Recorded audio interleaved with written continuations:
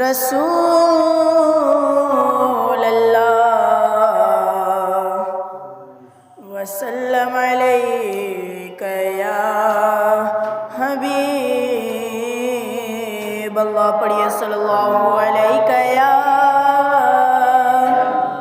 رسول اللہ وسلم علیک یا حبیب اللہ.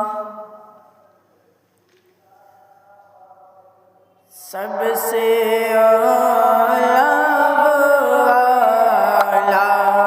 ہمارا نبی، سب سے اعلیٰ ہمارا نبی، سب سے بالا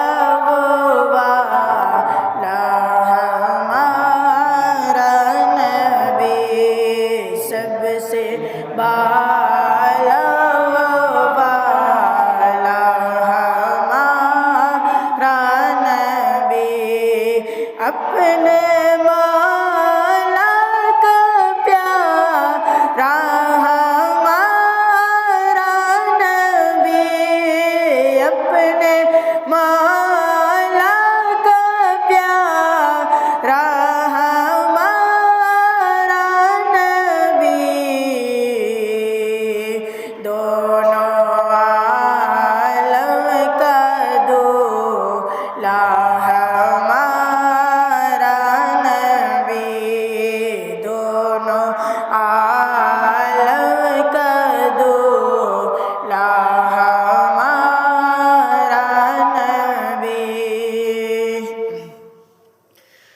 مانگنے والوں ہم کو تو منہ چاہیے، مانگنا ہو کسی سے بھی کیوں چاہیے.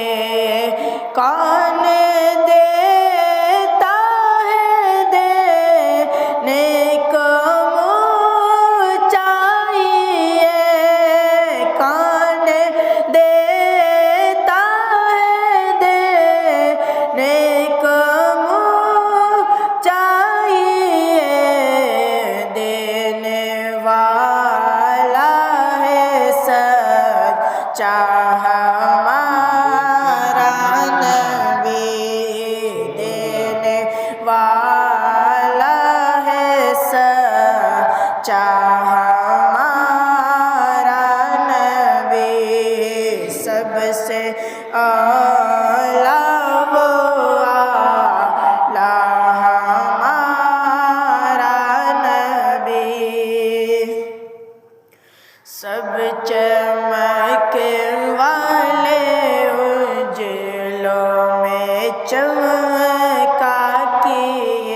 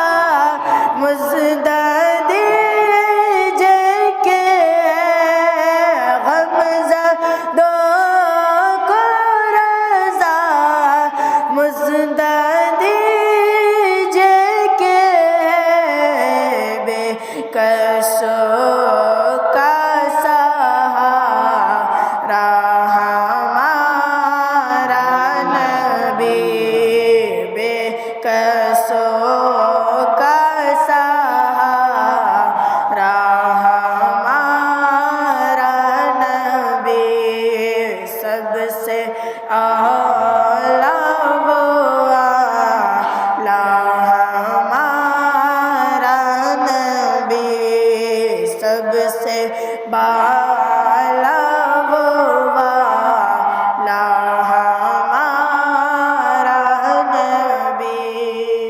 السلام علیکم ورحمۃ اللہ تعالی وبرکاتہ۔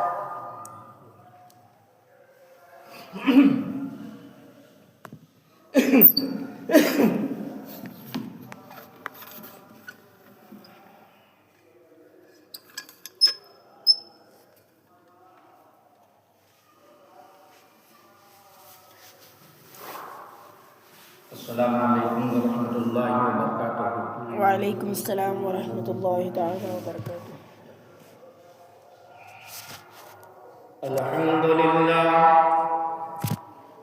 الحمد للہ رب العالمین، والصلاة والسلام علی اشرف الانبیاء والمرسلین، اما بعد فاعوذ باللہ من الشیطان الرجیم، بسم اللہ الرحمن الرحیم، فمن شہد منکم الشہر فلیصم، صدق اللہ مولانا العظیم وبلغنا رسولہ النبی المکین الکریم، ونحن على ذلك لمن الشاہدین والشاکرین، والحمد للہ رب العالمین۔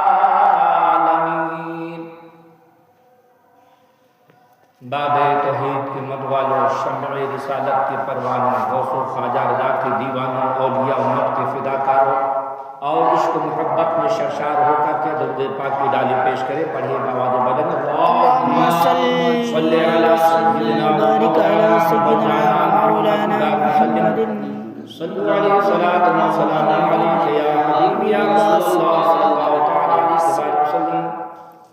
ایک مرتبہ اور رسول علیہ رسول پاک پر حضور پاک کا نذرانہ پیش کرے، اللہم صلی وسلم وبارک علی سیدنا مولانا محمد صلو علیہ صلاۃ و سلام علیک یا حبیبی یا رسول اللہ صلی اللہ تعالی علیہ وسلم۔ خدا کی رضا چاہتے ہیں دو عالم، خدا چاہتا ہے رضائے محمد صلی اللہ علیہ وسلم۔ صلی اللہ علیہ وسلم۔ واہ کیا جود و کرم ہے شہ بقا تیرا، واہ کیا جود و کرم ہے شہ بقا تیرا، نہیں سنتا ہی نہیں مانگنے والا تیرا، اور فرش والے تیری شوکت کا علو کیا جانے، خسروا عرش پہ اڑتا ہے فریرا تیرا۔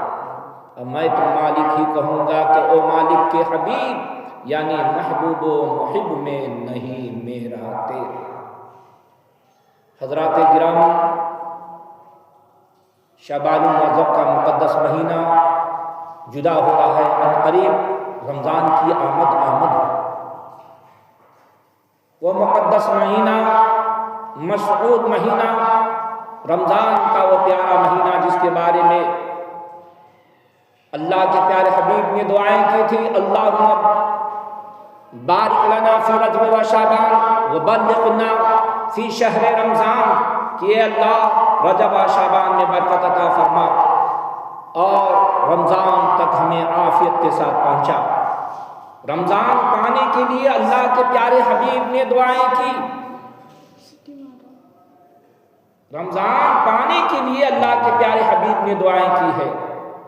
رمضان کا وہ مقدس مہینہ، وہ بابرکت والا مہینہ تشریف لا رہا ہے، جس کا ہر لمحہ نور و رحمت میں ڈوبا ہوا ہے، جس کا ہر لمحہ عبادت میں، ریاضت میں ہمیں گزارنی چاہیے۔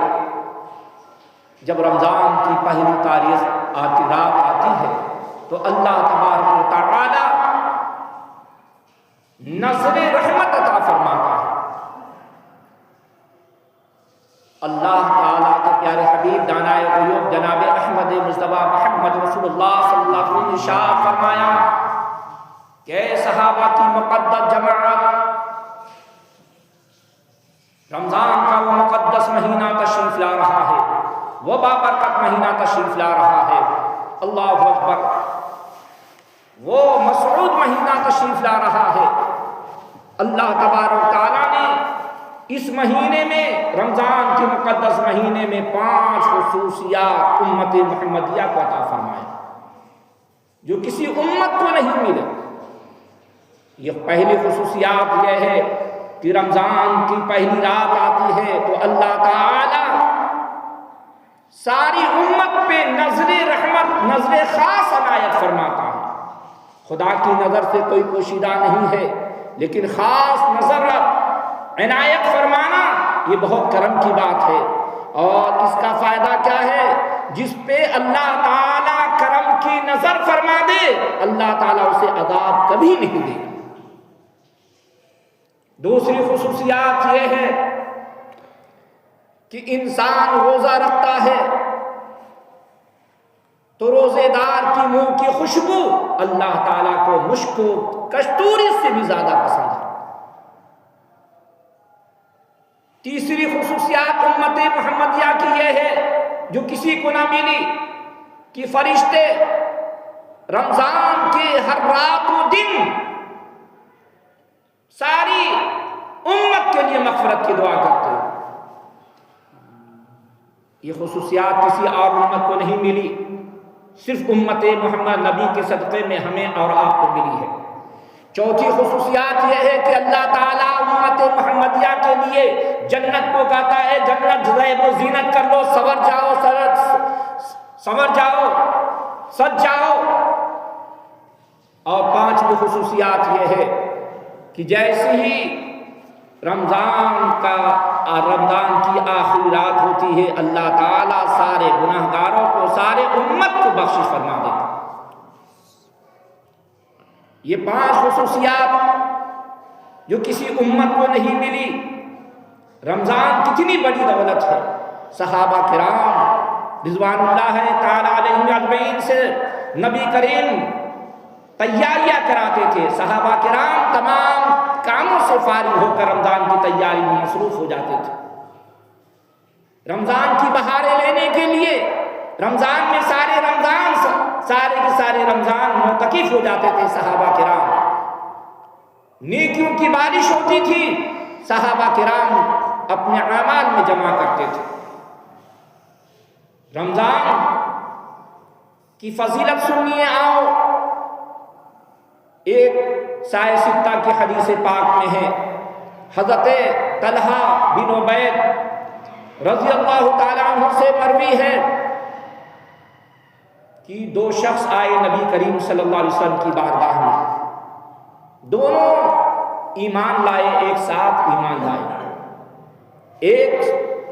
دونوں صحابی رسول ہو گئے۔ کتنے بڑے صحابی ہوئے، کتنے بڑے مسلمان ہوئے جو نبی کے ہاتھ میں کلمہ پڑھتا ہو، نبی کے ہاتھ میں ہاتھ دے کر کلمہ پڑھتا ہو، نبی کا چہرہ دیکھتا ہو، وہ مسلمان کتنا بڑا مسلمان ہے۔ اس مسلمان کے جیسے کوئی مسلمان نہیں ہو سکتا ہے جو نبی کے چہرہ کو دیکھ کے کلمہ پڑھا ہو۔ اس کی شان اور نرالی ہو جاتی ہے۔ تو 2 صحابی رسول بن گئے، ایک ساتھ ایمان لائے۔ ایک عبادت میں، ریاضت میں، تقوی میں، طہارت میں، سخاوت میں ایک دوسرے سے افضل تھے۔ ایک صحابی رسول درجہ میں اعلیٰ تھے، عبادت بھی زیادہ کثرت سے کرتے تھے، تلاوت بھی کثرت سے کرتے تھے، صدقہ خیرات بھی زیادہ کثرت سے کرتے تھے، مرتبہ بھی اعلیٰ مرتبہ والے تھے۔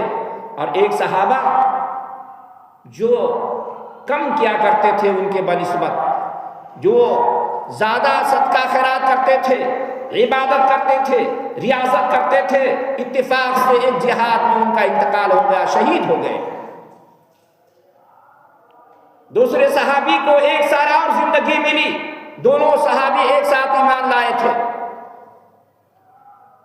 1 سال اور زندگی ملی، ان کا 1 سال کے بعد انتقال ہوا۔ حضرت طلحہ بن عبید اللہ فرماتے ہیں میں نے خواب میں دونوں صحابی کو دیکھا۔ ایک وہ صحابی جو پہلے انتقال کیے تھے، جو شہید بھی ہوئے تھے، عبادت میں زیادہ تھے۔ دونوں میں زیادہ جو پہلے انتقال کیے وہ عبادت زیادہ کرتے تھے، کثرت سے عبادت کرتے تھے، کثرت کے خیرات کرتے تھے، کثرت کے ساتھ ذکر و اذکار کرتے تھے۔ ان کا پہلے انتقال ہوا، شہید بھی ہوئے. دوسرا 1 سال کے بعد انتقال ہوا جو ان سے کم عبادت کرتے تھے. دونوں کو میں نے خواب میں دیکھا کہ جنت کے دروازے پہ کھڑے ہوئے ایک فرشتہ آیا اور کہنے لگا جو بعد میں انتقال کیے تھے ان کو پہلے حکم ہوا کہ چلیے جنت میں چلے. پھر ڈبل فرشتہ آئے جو شہید ہوئے تھے 1 سال پہلے انتقال ہوا تھا ان کو بعد میں لے گئے. پھر تیسری مرتبہ آئے، مجھے فرمایا فرشتے نے کہ تم چلے جاؤ، ابھی تمہارا تو انتقال بھی نہیں ہوا ہے، تم چلے جاؤ. حضرت طلحہ بن عبید اللہ رضی اللہ تعالی عنہ صحابہ کے سامنے یہ واقعہ بیان کر رہے ہیں کہ وہ صحابی جو پہلے شہید ہوئے تھے، شہید بھی تھے، عبادت کے لحاظ سے، ذکر سے لحاظ سے، سخاوت کے اعتبار سے بہتر تھے، لیکن وہ جنت میں پیچھے جا رہے ہیں. ایک صحابی جو عبادت میں ان سے کم تھے 1 سال بعد میں انتقال ہوئے ہیں، وہ جنت میں پہلے گئے ہیں. صحابہ کرام میں یہ بات کو لے کر کے تشویش ظاہر ہوئی. اللہ اکبر، یہاں تک کہ نبی کریم رؤوف الرحیم صلی اللہ علیہ وسلم کی بارگاہ میں بات پہنچی. اے صحابہ، جو حضرت طلحہ جو بول رہے ہیں جو صحیح کہہ رہے ہیں، آج وہ خواب نہیں رہا، یہ بات حدیث بن گئی ہے. نبی نے سپورٹ کر دیا ہے اس بات کا کہ جو طلحہ بول رہے ہیں وہ صحیح کہہ رہے ہیں. تعجب کس بات کی ہے تمہیں؟ ارے پہلے جو صحابہ جو انتقال کیے تھے وہ عبادت میں زیادہ تھے، ریاست میں زیادہ تھے، سخاوت میں زیادہ تھے، ان کا ہاتھ وسیع تھا، ان کا دامن وسیع تھا، ذکر زیادہ کرتے تھے، شہید بھی ہوئے تھے، لیکن جنت میں آخری میں گئے ہیں. لیکن اے صحابہ بتاؤ، جو آخری میں صحابہ جو انتقال ہوئے وہ شہید نہیں ہوئے، لیکن انہوں نے 1 سال زیادہ پایا کہ نہیں پایا؟ صحابہ نے عرض کیا بلا یا رسول اللہ 1 سال پایا. پھر فرمایا کیا اس نے رمضان پایا نہیں پائے؟ فرمایا ہاں رمضان میں پایا. پھر نبی کریم صلی اللہ علیہ وسلم نے ارشاد فرمایا کہ یہ جو پہلے صحابہ انتقال کیے تھے ان سے زیادہ ایک رمضان آخری صحابہ کو ملا ہے، لہذا انہیں شہادت سے بھی زیادہ درجہ دیا گیا ہے. اور دونوں میں اتنا فرق مل گیا ہے جیسے زمین و آسمان کے درمیان فرق ہے، اتنا درجے میں اعلیٰ ہو گئے. بتاؤ، شہید سے بھی زیادہ مرتبہ میں اعلیٰ ہو گئے، صرف ایک رمضان زیادہ ملا. رمضان کا ملنا کتنی بڑی نعمت ہے، کتنی بڑی دولت ہے دوستو، کتنی شان ہے جسے رمضان مل جائے. کتنے پیارے لوگ تھے جو بتاؤ رمضان سے پہلے انتقال کر گئے، ابھی رمضان نہیں آیا انتقال کر گئے. رمضان کا ملنا بہت نیک بختی کی علامت ہے، بہت خوش بختی کی علامت ہے کہ رمضان مل گئی تو بتاؤ شہادت سے بھی انسان درجہ بلند مل جاتا ہو جاتا ہے. وہ صحابی جو شہید بھی ہوئے تھے، ایک صحابی جو شہید نہیں ہوئے تھے لیکن رمضان ایک زیادہ پائے تھے، تو وہ شہید صحابی سے زیادہ مرتبہ میں ہو گئے. اتنا مرتبہ بلند ہو گیا جیسے زمین آسمان میں درجے میں فرق. اللہ، تو رمضان کا ملنا ہمارے آپ کے لیے بہت خوش نصیبی کی بات ہے. لیکن آج ہم رمضان کی آمد ہو رہی ہے، لیکن وہ لوگ کی دلچسپی عبادت سے دور ہوتے جا رہی ہے. جبکہ یاد رکھو صحابہ کرام علیہ رحمت و رضوان جیسے جو رمضان قریب ہوتا تھا 6 مہینہ 5 مہینہ تیاری رمضان کی کیا کرتے تھے. رمضان سے پہلے 5 مہینہ رمضان کی تیاری کرتے تھے، اور رمضان جانے کے بعد 5 مہینہ وہ اثرات رمضان کے رہا کرتے تھے، رمضان کی وہ اثر ہوا رہا کرتی تھی. لیکن آج تو ہمارا یہ حال ہے، نہ آنے کی تیاری کرتے ہیں اور جانے پر بھی ایسے رمضان یوں آتا ہے چلا جاتا ہے، ذرا سا ہمارے اندر چن نہیں، فرق نہیں پیدا ہو سکتا ہے. کیوں نہیں عزیزان ملت اسلامیہ کے ہمارے دلوں میں قدورت بھرا ہوا ہے، ہمارے دلوں میں بغض و عداوت کا پٹارا بھرا ہوا ہے، ہمارے دل گناہوں سے لبریز ہے. اس لیے ہمیں نہ رمضان کی اہمیت ہوتی ہے، نہ آمد پہ خوشی ہوتی ہے، نہ رمضان جانے پر ہم غم زدہ ہوتے ہیں، کیونکہ ہمارے دلوں میں میل، اتنا گناہوں کا میل بھرا ہوا ہے. میں آپ کو مثال دیتا چلوں، ایک کپڑا میل کچا جو گندا کپڑا ہے آپ اچھے صندوق میں نہیں رکھیں گے، اچھے کپڑے کے ساتھ نہیں رکھیں گے،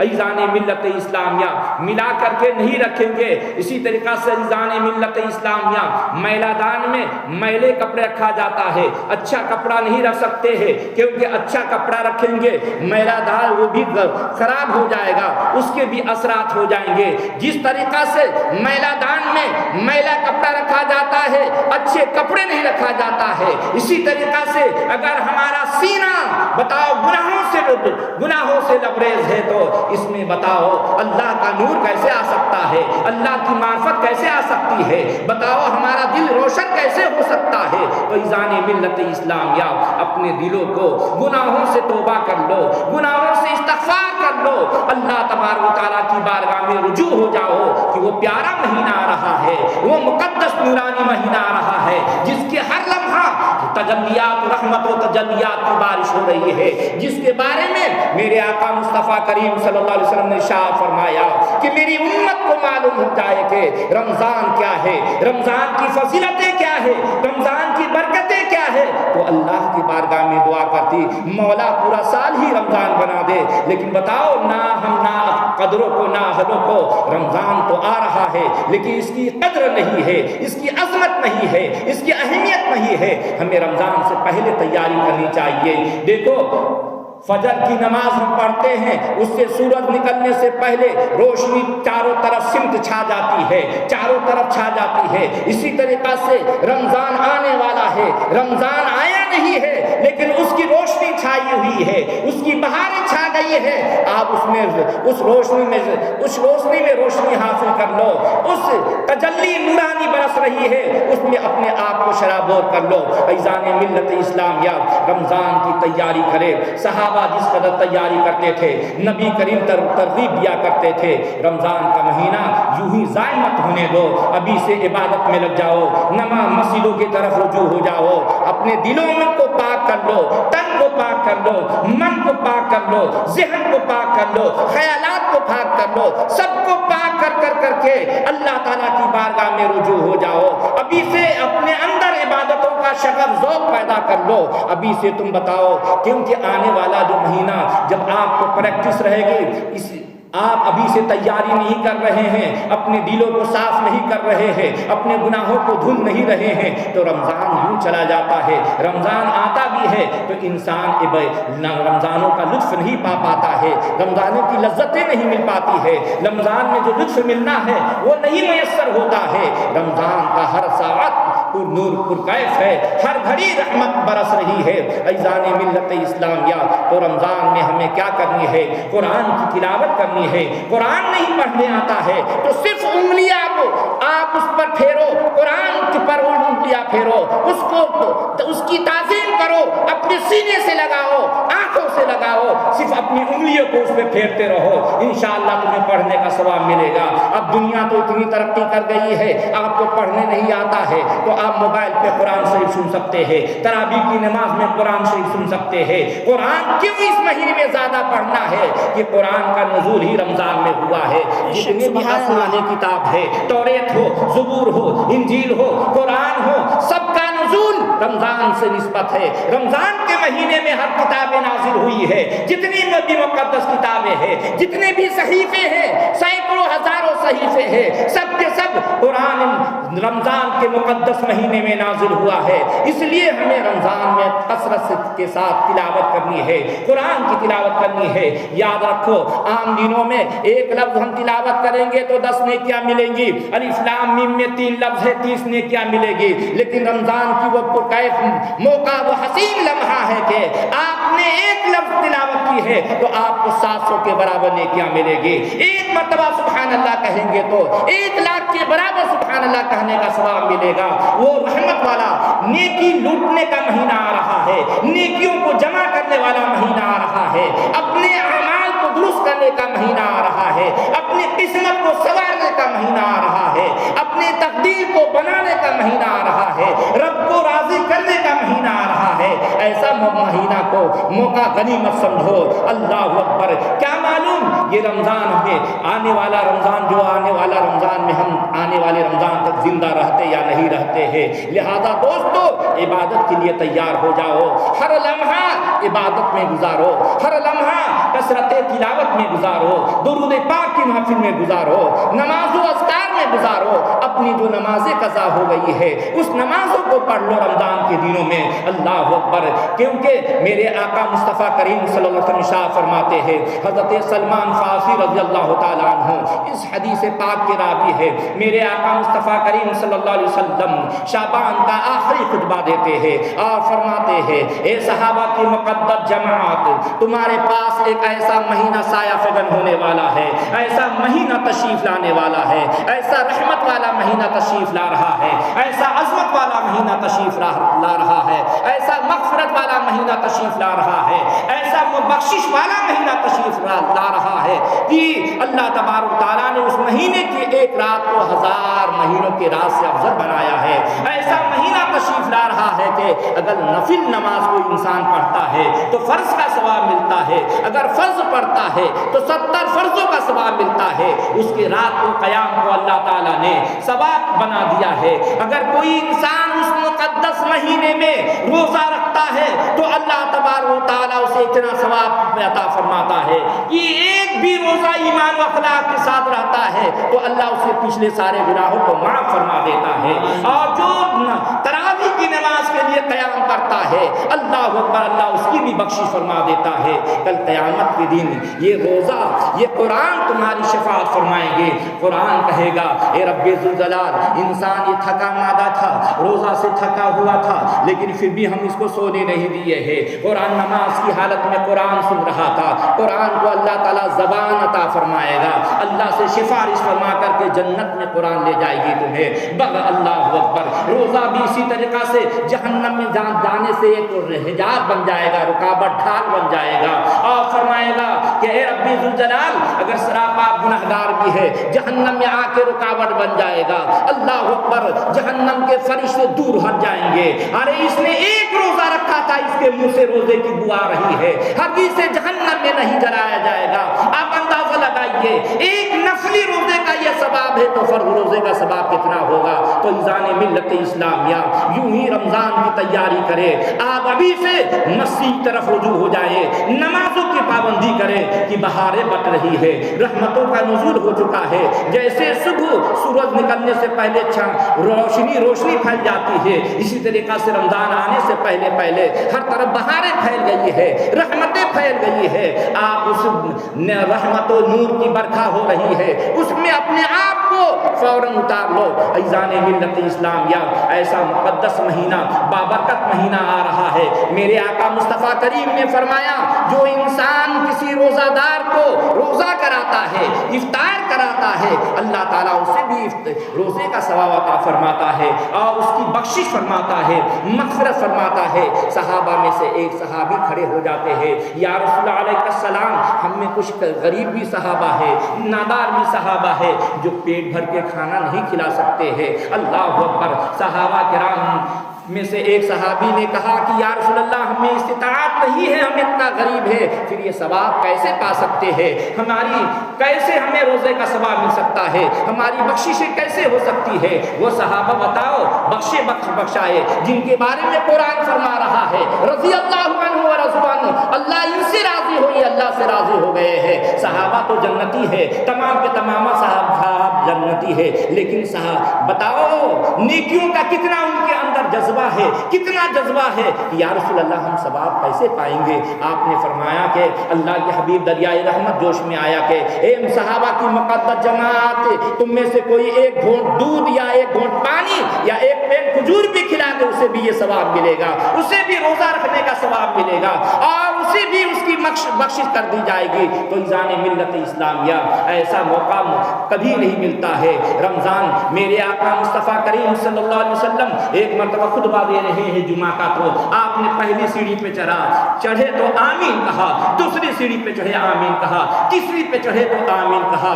صحابہ نماز کے بعد پوچھنے لگے، یا رسول اللہ علیہ السلام، فدا کا ابی و امی، میرے ماں باپ پہ قربان ہو جائے، آپ نے امور کے خلاف، عادت کے خلاف آپ نے آمین 3 مرتبہ کہے، کیا وہی نازل ہو رہی تھی؟ میرے آقا مصطفیٰ کریم صلی اللہ علیہ وسلم نے ارشاد فرمایا، جبریل امی آئے تھے، آپ فرمایا کہ یا رسول اللہ علیہ السلام، جو اپنے ماں باپ کو بڑھاپے میں پائے، کمزوری کی حالت میں پائے اور اس کی خدمت کر کے جنت حاصل نہ کر لے، وہ ہلاک ہو جائے، وہ برباد ہو جائے، تو میں نے تائید آمین کہہ دی ہے۔ اللہ اکبر۔ وہ رحمت عالم جو بتاؤ اپنے اوپر پتھر برسانے والوں کے لیے بھی دعائیں دے رہے ہیں، وہ نبی رحمت سراپا رحمت بن کر کے آئے، کائنات کے لیے رحمت بن کے آئے، لیکن جبریل امی ہلاکت کی دعا کر رہے، نام نبی تائید کر رہے، آمین کہہ رہے ہیں۔ بتاؤ دعا کرنے والا فرشتوں کا سردار ہے اور آمین کہنے والا نبیوں کا سردار ہے، پھر وہ دعا کا عالم کیا ہوگا؟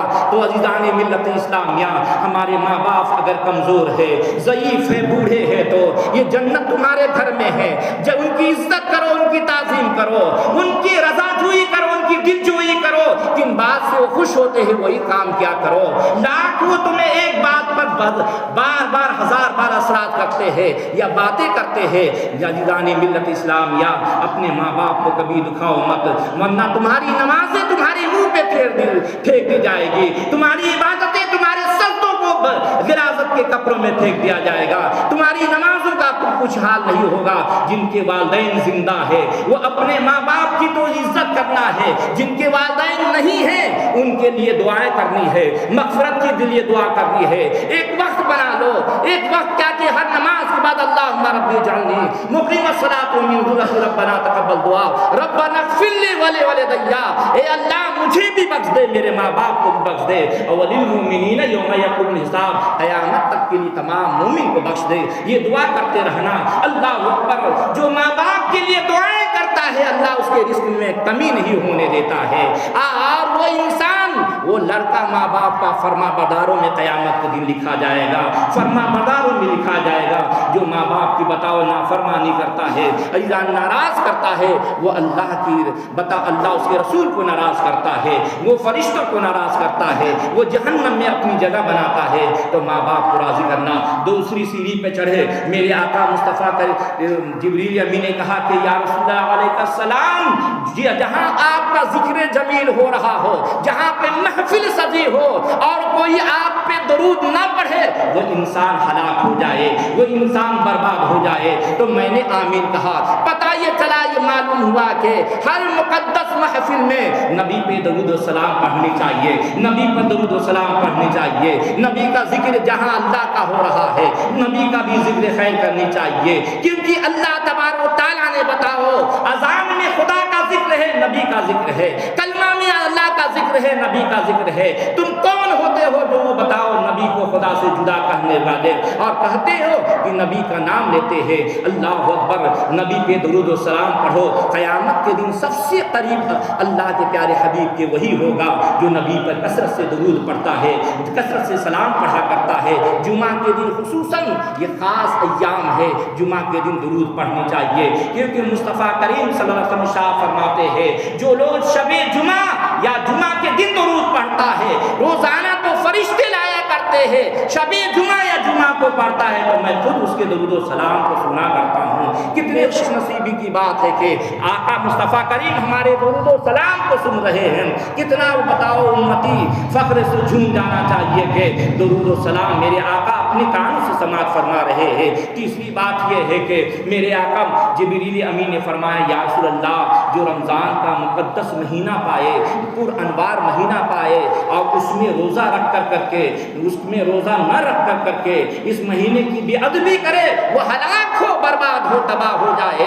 میرے آقا مصطفیٰ کریم نے آمین کہا ہے۔ تو عزیزان ملت اسلامیہ، رمضان کا مہینہ آ رہا ہے، آپ کے والدین ہیں، والدین کی بھی خدمت کرے، آپ کے والدین نہیں ہیں ان کے لیے مغفرت کی دعا کرے۔ رمضان آ رہا ہے، اس کی قدر کرے، ورنہ اللہ کے پیارے حبیب بددعائیں دے رہے ہیں۔ بتاؤ نبی جس کے لیے دعا کر دے اس کے لیے اس کی تب جس کے ہلاکت کے لیے دعا کر دے، بتاؤ اس کی زندگی بھی برباد ہے، آخرت بھی برباد ہے۔ تو نبی کریم صلی اللہ علیہ وسلم کے غلاموں کس قدر میرے آقا مصطفیٰ کریم نے، صحابہ کرام نے بتاؤ رمضان گزاری ہے، اسی طریقہ سے ہمیں بھی عبادت میں گزارنا ہے، تلاوت میں گزارنا ہے۔ پورے سارا کا سارا مہینہ صحابہ کرام اعتکاف میں رہا کرتے تھے۔ آج 10 دن کا اعتکاف کیا جاتا ہے، بتایا جاتا ہے کہ اعتکاف میں بیٹھو تو وہ کہتا ہے ان کو بولو ٹائم ہمارے پاس نہیں ہے۔ اللہ اکبر، یاد رکھو ٹائم وقت نہیں ہے ہمارے پاس۔ صحابہ تو پورا رمضان ہی اعتکاف کیا کرتے تھے،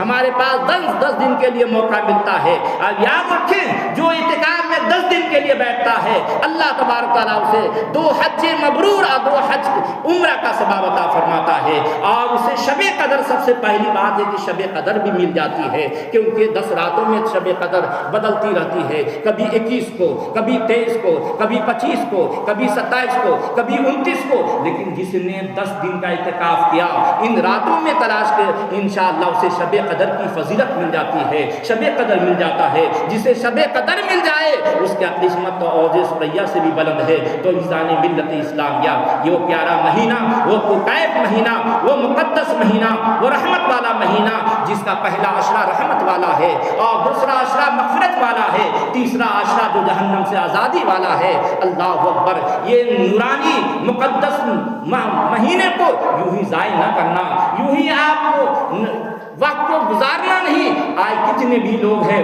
اللہ اکبر جو رمضان میں نماز سال بھر عبادت نہیں کرتے ہیں، نمازیں نہیں پڑھتے ہیں، وہ رمضان میں 1 صفحہ 2 صفحہ قرآن کی تلاوت کرے دل اکسا جاتا ہے، عبادت کا ذوق نہیں ملتا ہے، کیونکہ ان کو عبادت کی عادت نہیں ہے، نمازوں کی عادت نہیں ہے۔ اللہ اکبر، عزیزان ملت اسلامیہ، صحابہ کرام 5 مہینہ پہلے اس رمضان کی تیاری کرتے تھے اور رمضان کے جانے کے بعد 5 مہینہ تک رمضان کے اثرات رہا کرتے تھے۔ لیکن بتاؤ آج ہمارے پاس نہ وہ اثر نظر آتا ہے، جو انسان جیسا تھا ویسی ہی، ذرا سا چینجنگ نہیں آتی ہے، رد و بدل نہیں آتا ہے، ذرا سا بھی انسان کے اندر یہ نہیں آتا ہے کہ ایمان۔ رمضان اللہ نے تقوی کے لیے عطا فرمایا تھا، پرہیزگاری کے لیے عطا فرمایا تھا، انسان متقی بن جائے، پرہیزگار بن جائے، اللہ کا محبوب بندہ بن جائے، لیکن جوں کا تو ہی ہے، کیونکہ عزیزان ملت اسلامیہ کثرت گناہ کی وجہ سے، سچی توبہ نہ کرنے کی وجہ سے